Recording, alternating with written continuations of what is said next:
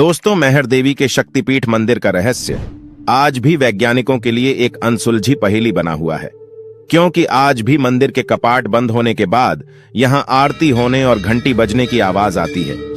आपने बिल्कुल सही सुना दोस्तों। वैसे तो भारत में ऐसे मंदिरों की कोई कमी नहीं है जिनके साथ कोई ना कोई रहस्य जुड़ा हुआ हो। कहीं भक्ति का रहस्य तो कहीं शक्ति का रहस्य है। इस मंदिर के ऐसे कई चमत्कार हैं जिसके चलते देश दुनिया से श्रद्धालु यहां माता के दर्शन करने के लिए आते हैं। आज हम जिस मंदिर की चर्चा करने जा रहे हैं, यह मंदिर मध्य प्रदेश के सतना जिले के अंतर्गत त्रिकूट पर्वत पर स्थित है। त्रिकूट पर्वत के ऊंची पहाड़ी में विराजमान मां शारदा का यह मंदिर जितना भव्य और सुंदर है, उतना ही रहस्यमयी भी है।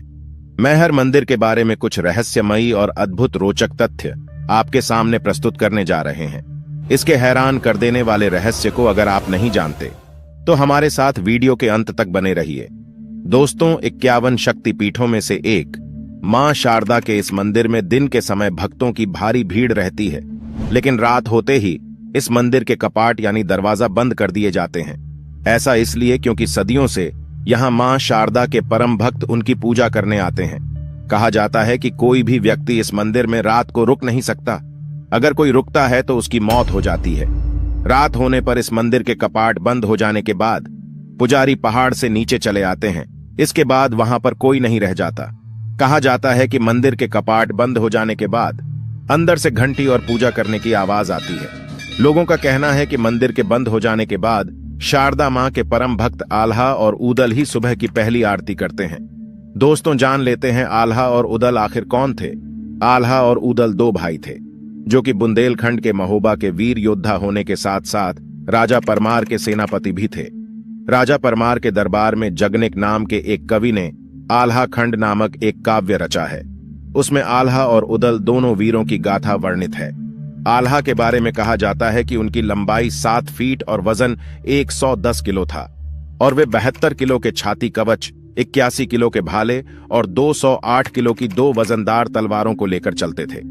इस ग्रंथ में 2 वीरों की 52 लड़ाइयों का रोमांचकारी वर्णन है।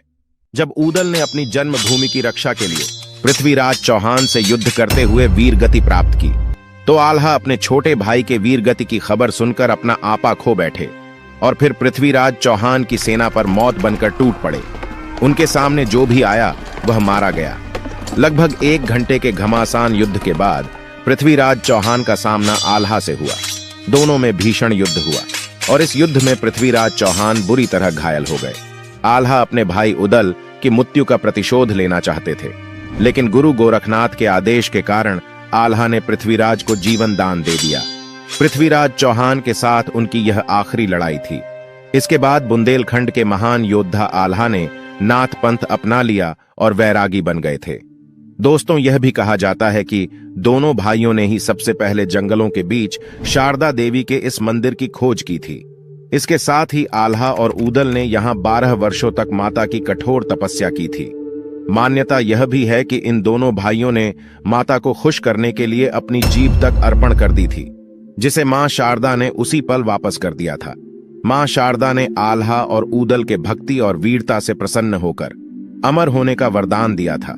आल्हा और उदल मैहर माता के परम भक्त थे और यही कारण है कि वे आज भी इस मंदिर में अदृश्य रूप में आकर माता की पूजा करते हैं।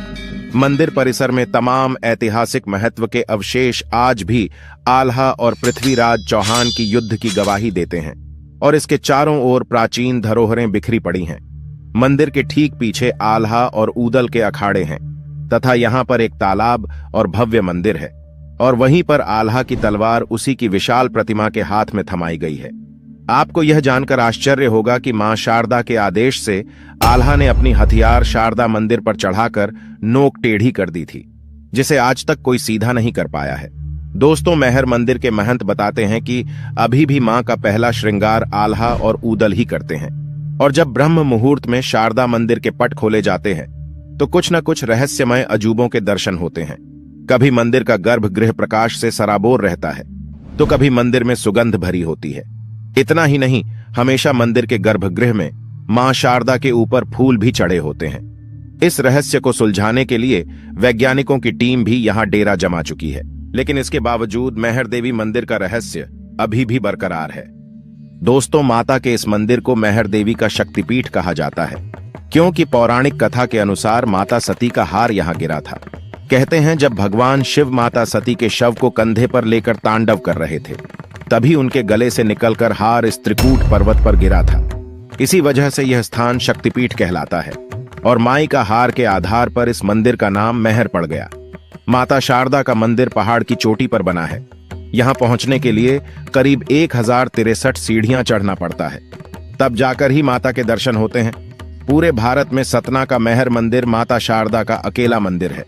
कहा जाता है कि पिरामिड के आकार का त्रिकूट पर्वत में विराजी मां शारदा का यह मंदिर 522 ईसा पूर्व का है। कहते हैं कि 522 ईसा पूर्व चतुर्दशी के दिन नृपाल देव ने यहाँ सामवेदी की स्थापना की थी।